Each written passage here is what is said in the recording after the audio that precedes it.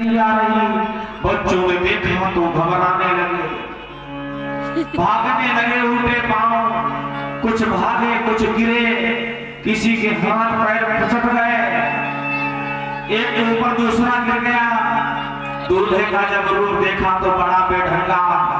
बच्चे दौड़कर घर पर आए, आकर दरवाजा बंद कर लिया, कमरे में घुस गए, अंदर से कुंडी लगा ली। माता पिता पूछने लगे क्या बात है, बड़े डरे हुए लग रहे हो। बच्चों ने कहा बोलना मां, कोई मत बोलना, ना ही दरवाजा खोलना। अरे क्यों, क्या हुआ? और इतने भूत प्रेत आए हैं महाराज की बेटी की बारात में, सब अगर दरवाजा खोल दिया तो हमारे घर में घुस पड़ेंगे, सबको आज कच्चा छपा जाएंगे, आज कोई जीवित नहीं बचेगा पूरी नगरी में। तन छार ध्यान कपाल भूषण नगन जटिल भयंकरा, सब भूत प्रेत पिशाच जोगिनी विकट मुख रजनी चढ़ा। जो जियत रहाई बरात देखई, पुण्य के ही बढ़कर सही, दिखे है सो उमा विबाहु घर घर, बात असिलरी कन कही। बच्चों ने आकर घर पर चर्चा की कि जो जीवित बचेगा वही विवाह देख पाएगा। हमें तो लग रहा पूरी नगरी में आज कोई जीवित ही नहीं बचेगा, इतने भूत प्रेत आए हैं महाराज। समुझी महेश समाज सब, जननी जनक मुस्काई, बाल बुझाए विविध विधि निडर हो डरुनाई। भगवान महादेव की लीलाओं को कुछ लोग पहले ही जानते थे, उन्होंने अपने बच्चों को समझाया का डरो मत, ये भगवान महादेव की लीला है, डरने की जरूरत नहीं है, कोई भूत प्रेत नहीं है, ना ही कोई किसी को खा जाएगा। हाँ दरवाजा खोलो, बाहर निकलो, आओ बाहर आ जाओ। बच्चों ने कहा नहीं नहीं, मैं बाहर नहीं आऊंगा, मुझे तो बड़ा डर लग रहा है। इधर मैनावती ने सुंदर सी आरती संभाली, मैना शुभ आरती संभाली, संग सुमंगल गावनी नारी, कंचन थार सोह पर पानी, परिछन चली हरहि हर्षानी। सोने की थाली में सुंदर सा घी का दीपक जलाया, रोले अक्षत पुष्प रखे और दामाद की अगवानी करने के लिए चली है मैनावती। साथ में सखियां सहेलियां हैं। मैनावती बड़ी प्रसन्न है, बड़ी मगन है, अपनी सभी सखियों सहेलियों से कह रही है देखो महाराज ने कितना सुंदर दामाद ढूंढा है, ऐसा तो तीनों लोगों में नहीं है, बहुत ही सुंदर दामाद है। सखियां सहेलियां कहने लगी हाँ होगा क्यों नहीं, अरे भाई महाराज की बेटी की बारात है, कोई साधारण मनुष्य की थोड़ा है। मैना हमारे खुशी के फूले ना समाये, लेकिन जब दूल्हा देखेंगे तो मालूम चलेगा। सखियां सहेलियां भी हाँ में हाँ मिला रही हैं, चली जा रही हैं। जैसे ही देवताओं का समाज देखा, मैनावती ने कहा देखो बाराती जब इतने सुंदर हैं तो दूल्हा कितना सुंदर होगा। बाराती कहने लगे बाराती सुंदर है, दूल्हा तो बिल्कुल दूसरे तरह का है। महाराज धीरे धीरे देवताओं का समाज आगे निकला और वही जब भूत प्रेतों का समाज प्रारंभ हुआ। मैनावती ने जब वो समाज देखा और उसी समाज में पीछे नादिया पर बैठा हुआ अपना दामाद जब देखा, दांतों तले उंगली दबाई। सखियां सहेलियां कहने लगी बहन यही तुम्हारे होने वाले दामाद हैं, यही वाले दामाद हैं। अरे महाराज मैनावती को जवाब नहीं आया, ये दामाद इसके लिए मैं अपनी बेटी का विवाह करूंगी, कतई नहीं, चाहे बेटी को गोद में लेकर हमें पहाड़ से क्यों न कूदना पड़े, चाहे नदी में छलांग क्यों न लगाना पड़े, चाहे आग में क्यों न जल जाना पड़े, ऐसे दूल्हे के साथ में विवाह कभी नहीं करूंगी। और मैनावती जो थाली लोटा रोली अक्षत लाई थी ना, वो भोले बाबा के मुंह पर फेंक के मार दिया।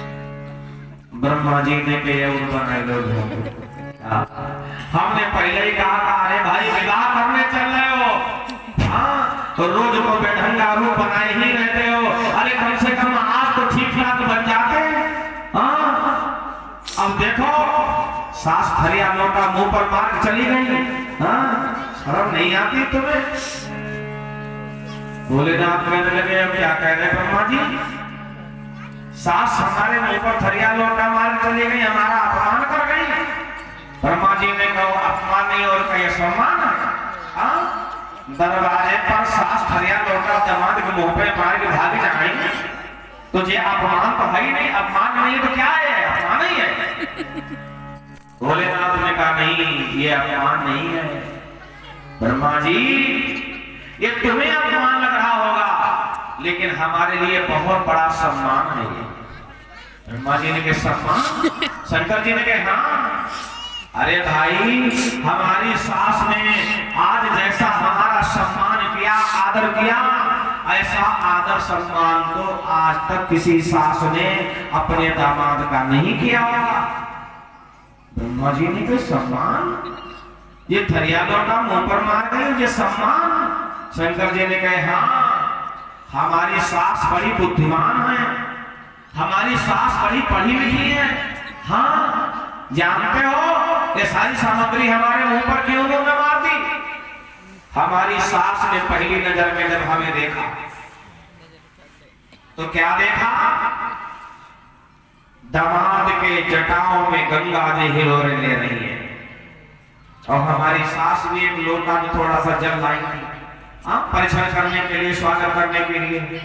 जब हमारी सास ने देखा कि दामाद के जटाओं में तो इतना जल है कि जल की कमी ही नहीं है, साक्षात गंगा जी हिलोरे ले रही है, तो उन्होंने सोचा कि सूरज के आगे हम दिया क्या दिखाएं। उन्होंने हमारे सम्मान में वो लोटा फेंक दिया। अपमान नहीं किया, हमारा आदर किया उन्होंने। ब्रह्मा जी कहने लगे कि वो थरिया में रोली अक्षत है वो भी तो फेंक दिया। शंकर जी ने कहा सुनो, किसी के मस्तक पर जब तिलक लगाया जाता है उसके बाद में अक्षत लगाए जाते हैं चावल। ये अक्षत क्या है? आ माने नहीं, छत माने टूटा। जो बिना टूटा चावल होता है ना उसको अक्षत कहते हैं। किसी के माथे पर जब लगाया जाता है रोली के ऊपर तो उसकी लंबी आयु की कामना की जाती है। जैसे वो चावल अक्षत है वैसे ही तुम्हारी आयु अक्षत हो वो कामना की जाती है। शंकर जी ने कहा हमारी सास ने वो रोली चावल क्यों फेंक दिया? हमारी सास ने देखा कि हमारे दामाद की उम्र का तो कोई अता पता है ही नहीं। अरे ऐसे आदमी की लंबी आयु की कामना करें जिसकी आयु मालूम हो कि 70 साल, 80 साल हो, 100 साल हो। इनकी आयु का तो कोई पता ही नहीं कि कब जन्म हुआ और कब तक चलेंगे। अनाथ देव है ये शंकर जी। हाँ तो उन्होंने हमारे सम्मान में वो रोली अक्षत भी फेंक दिया। तो ब्रह्मा जी ने अभी दिलवा चुप रहना जरा, वो दीपक भी तो फेंक दिया। शंकर जी ने कहा ये दीपक क्या है? ये दीपक की ज्योति क्या है? ये ब्रह्म का रूप है, ये परमात्मा का रूप है, अखंड ज्योति। शंकर जी कहने लगे कि हमारी माता जी ने हमारी ओर दृष्टि डालकर देखा कि जिसको हम अखंड ब्रह्म की कल्पना के लिए दीपक दिखा रहे हैं और जिसको हम दीपक दिखाने आए हैं ये तो स्वयं ब्रह्म है, ये स्वयं परमात्मा है। जब उन्होंने समझ लिया कि हमारा दामाद ही स्वयं ब्रह्म है तो फिर हमको उन्होंने दीपक क्या दिखाना और दीपक भी उन्होंने फेंक दिया हमारे सम्मान। ब्रह्मा जी ने के वाह भाई वाह बोले सर तो हमारे 4 हैं लेकिन जारात हमारे दिमाग पर नहीं फंसी। शंकर जी ने कहा हमारी सास ने जैसा हमारा आदर सम्मान किया ऐसा आदर सम्मान तो आज तक किसी का हुआ ही नहीं होगा। तो इसका मतलब फिर तुम्हारा विवाह होगा? शंकर जी ने कहा हाँ बिल्कुल विवाह होगा। ब्रह्मा जी ने कहा हमें तो नहीं लग रहा तुम्हारा विवाह हो पाएगा। शंकर जी ने कहा नहीं अवश्य विवाह होगा। बारात आगे स्वागत सत्कार हुआ, 56 प्रकार के भोजन बनवाए थे महाराज हिमाचल ने। लेकिन जब बारात का बेढंगा रूप देखा तो हिमांचल मन ही मन जलने लगे, सोचने लगे इतने बढ़िया सुंदर सुंदर व्यंजन बनवाए हैं और उनको खाने के लिए जय बेढंगे बाराती, जय भूत प्रेत, अरे इनके लिए तो मधुई पूरी काफी था, हमने इतना खर्चा करके पनीर बनवाया। शंकर जी ने कहा चिंता मत करो, हमारी बारात में 2 बच्चे हैं, पहले इनको छटा दो, बाकी बाराती बाद में खा लेंगे। 2 बाराती भेज दिए शंकर जी ने। जब वो 2 शुक्र शनिवार बैठे खाने के लिए, महाराज परसने वालों को पसीना, भंडार रहेगा सारा भंडारा खत्म हो गया। खत्म हो गया तो महाराज वो पत्तले चबाने लगे, पत्तले खत्म हो गए तो छोटा गलैया चबाने लगे। अंत में रुझा कर भोलेनाथ के चरणों में गिर गए परसने वाले। महाराज क्षमा करो महाराज, अगर ऐसे ही खाते रहे तो ये तो पूरा नगर खा जाएंगे महाराज, हिमांचल की नगरी खा जाएंगे।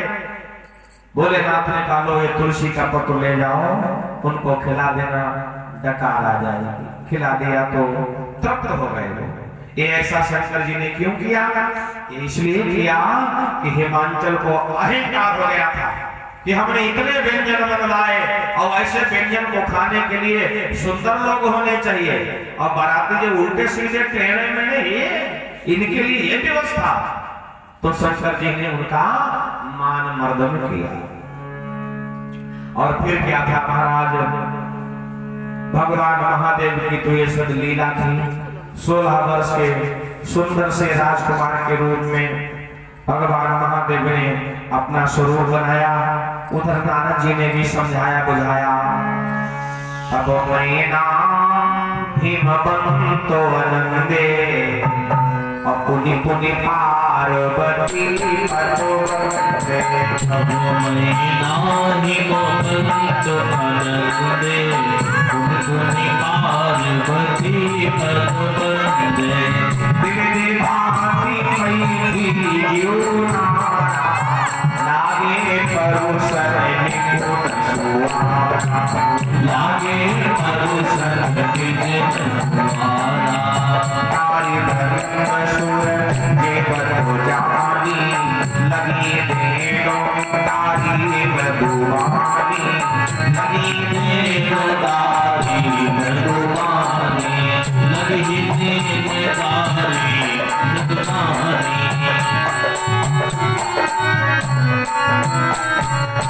दोबारा से पंक्ति बैठी। गारी मधुर स्वर देहि सुंदर, जिनके भजन सुनावई, भोजन करहि सुर अति विलंब, विनोद सुधि सचु पावई।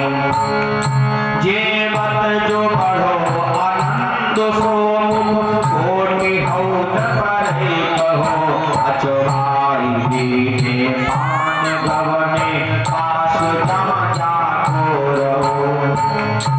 भोजन के बाद में सुंदर सा पान चढ़ाया गया, पान दिया गया बारातियों को, और सारे बाराती अपने अपने जनवासे में पहुंच जाते हैं। और इधर मुनियों ने शंकर जी को बुलाया और मंडप के नीचे ले जाकर शंकर जी को विराजमान कराया।